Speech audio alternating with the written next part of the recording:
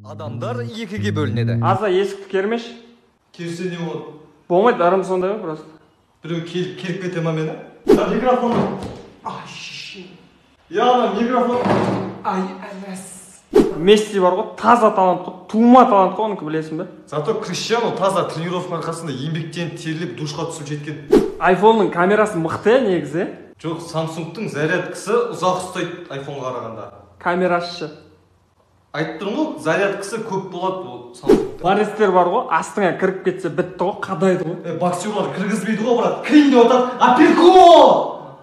Мерседестің дөңгелегі бар ғой, 180 градусқа айналып бұрылады, білесің бе? Зато BMW-ны түсінген адамдар айдайды. Борат бар ғой, мал негіз. Жоқ, Борат таза мал. Ол хайуан. Ешек ол, шошқа. Шошқа, доны.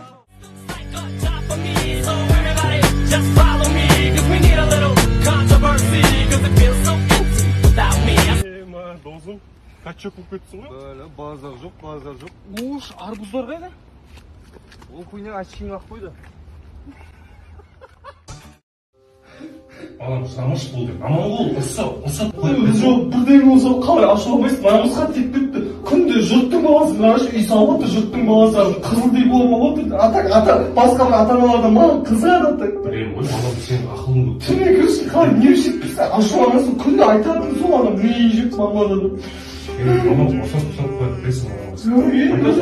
Жоқ, қоймайды да, бірден болса жұрттың баласы. Не жұрттың? Сен yapbaşımaydı. Yakın dostlarım қасымда. Гейкос. Вечерге барамыз енді. Yolmay. Өйстіп жүремін күнде. I found a love. Кешіріңіз, братан, рүштік темекі шығамын ма? Папа? Сонда сіз мен мамам көзіне шөп салып жүрсіз ба не?